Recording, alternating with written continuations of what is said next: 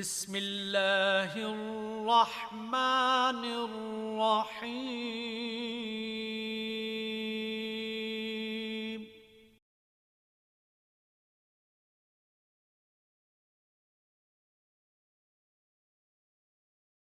Mohammad Abdul Gafoor Rizvi PhD scholar Rizvi online learning channel के platform से आपसे मुखातिब हूँ। डॉक्टर नवीद गुलजार और doctor Naila Gulzar PhD scholars की मदद से रिसर्च मैनुअल कोर्स कोड 8613 के एक और क्वेश्चन का सलूशन लेकर हाजिर हूँ। इस वीडियो में हम क्वेश्चन नंबर 5 को हल करते हैं। क्वेश्चन नंबर 5 है, what did you want to achieve in this research project. ये 5 नंबर का सवाल है। इस सवाल के अंदर आपने लिखना क्या है, ऑब्जेक्टिव ऑफ द स्टडी या पर्पस ऑफ द स्टडी, यानी what did you want to achieve in this research project. इस रिसर्च प्रोजेक्ट के ज़रिए आप क्या हासिल करना चाहते हैं, आपके मकासद क्या हैं, आपके पर्पस क्या है। तो ये 5 नंबर का सवाल है। इसमें आपने कम अज़ कम 3 जो है वो ऑब्जेक्टिव्स लिखने हैं और टू दी पॉइंट ऑब्जेक्टिव्स होने चाहिए। ऑब्जेक्टिव्स के लिए याद रखें कि जो आपने जिन ऑब्जेक्टिव्स का इंतखाब करना है, जो ऑब्जेक्टिव बनाने हैं, उनको फाइंडिंग्स और रिजल्ट में आना चाहिए। रिजल्ट और फाइंडिंग जो है वो ऑब्जेक्टिव्स के मुताबिक होगी।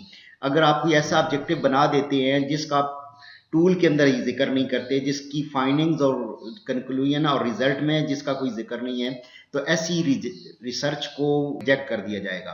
तो इसलिए ऑब्जेक्टिव जो है ये इंतहाई एहतियात से बनाने। ये बहुत ही अहम क्वेश्चन है कि जो आप ऑब्जेक्टिव बनाएंगे उसको आपने क्वेश्चन नंबर 8 और 9 में उसका जिक्र होना चाहिए, उसकी अचीवमेंट होनी चाहिए।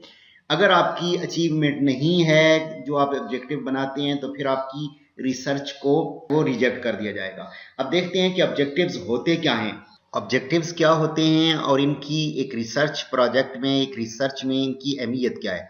ये देखें जी, in order to get the right solution a clearly defined objectives are very important.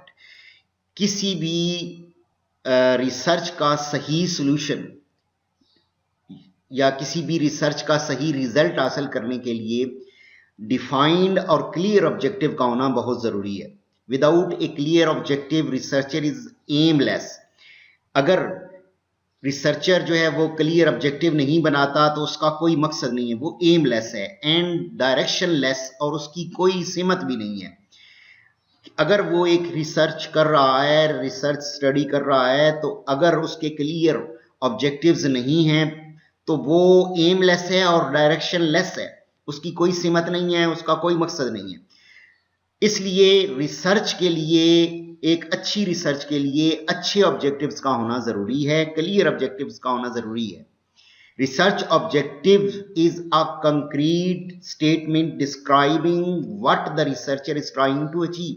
Research objective जो होते हैं वो एक कंक्रीट स्टेटमेंट होती है, क्लियर स्टेटमेंट होती है, जो कि इस बात की वजाहत करती है कि रिसर्चर जो है वो क्या हासिल करने की कोशिश कर रहा है, रिसर्चर कौन सा मकसद हासिल करने की कोशिश कर रहा है। एक और जो है वो स्टेटमेंट है कि a clearly defined objective directs a researcher in the right direction. एक क्लियर और डिफाइंड ऑब्जेक्टिव जो है वो रिसर्चर को एक सीधी और सही सिमत में उसकी रहनुमाई करता है। A clearly defined objectives are important feature of a good research study. अगर आपके ऑब्जेक्टिव क्लियर हैं, डिफाइंड हैं, तो वो आपकी रिसर्च को जो है वो अहम बनाएंगे, आपकी रिसर्च को वैल्यूएबल बनाएंगे, रिलायबल बनाएंगे। इसलिए रिसर्चर को चाहिए कि जब वो ऑब्जेक्टिव बना रहा है तो क्लियरली और डिफाइंड ऑब्जेक्टिव का इंतखाब करे और उनको फिर अचीव करेगा। अगर वो अचीव करने में कामयाब हो जाता है तो उसकी जो रिसर्च है उसको एक्सेप्ट कर लिया जाएगा। अगर वो अपनी ऑब्जेक्टिव्स को ही अचीव नहीं कर पाता तो उसकी जो रिसर्च है, अगर वो चाहे जितना मेयारी काम करता रहे, उसकी रिसर्च को रिजेक्ट कर दिया जाएगा। ऑब्जेक्टिव्स आपने बनाने कैसे हैं? ऑब्जेक्टिव बनाने के लिए आपको ये मैंने लिस्ट दी है कुछ वर्ड्स की। आपने शुरू में ये वर्ड्स यूज करने हैं। सबसे पहले आपने लिखना है ना कि following were the objective of this study. ये एक फिक्रा लिखने के बाद नंबर 1 आपने लिखना है और नंबर 1, नंबर 2, नंबर 3 लिखते हुए आपने ये वर्ड यूज करने हैं, मसलन to study, to investigate, to analyse, to check, to find out, to describe, to identify, to highlight, to explore. आपने जो भी ऑब्जेक्टिव शुरू करना है वो जो वर्ड है टू, इससे स्टार्ट होगा और आगे टू स्टडी के इनमें से आप कोई सा भी लफ्ज लगा सकते हैं।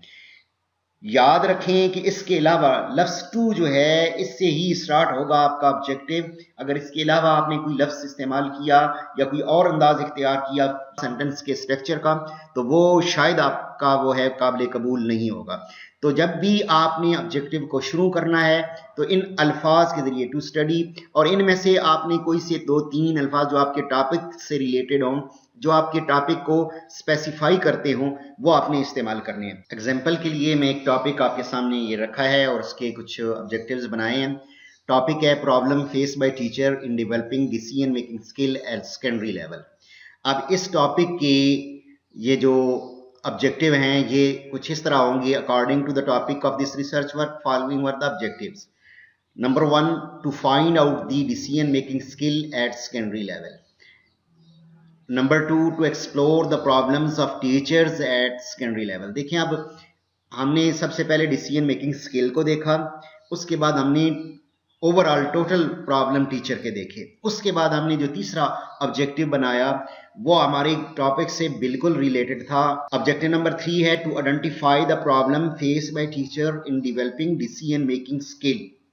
ज्यादातर आपका तीसरा जो ऑब्जेक्टिव होगा वो तकरीबन आपका टॉपिक ही होगा, थोड़ी बहुत तब्दीली के बाद। तो इस तरीके से आपने 3 ऑब्जेक्टिव बनाने हैं अपने टॉपिक से रिलेटेड। उसके बाद आपने एक रिसर्च क्वेश्चन लिखना है। याद रखें कि रिसर्च क्वेश्चन में ये आपने ज़हन में रखना है कि व्हाट, हाउ या व्हाई, ये 3 वर्ड्स जो हैं ये आपने यूज़ करने हैं। इसके अलावा कुछ और भी जो सवालिया लफ्ज़ हैं वो इस्तेमाल किए जा सकते हैं, लेकिन ज़्यादातर आपकी ये इस्तेमाल होंगे। और रिसर्च क्वेश्चन में और ऑब्जेक्टिव में यही फ़र्क होगा कि ऑब्जेक्टिव टू फाइंड आउट से शुरू होगा या टू आइडेंटिफाई से शुरू होगा, जबकि रिसर्च क्वेश्चन आपका व्हाट या हाउ या वाई से शुरू होगा। अब वही टॉपिक जो पहले मैंने डिस्कस किया है उसी का मैंने रिसर्च क्वेश्चन नीचे बनाया है, problem face by teacher in developing decision making skill at secondary level. अब इसका रिसर्च क्वेश्चन क्या होगा कि what are the problems faced by teacher in developing decision making skill at secondary level. अब ये एक क्वेश्चन है जिसका आंसर लेने की कोशिश करनी है आपने इस रिसर्च प्रोजेक्ट के अंदर।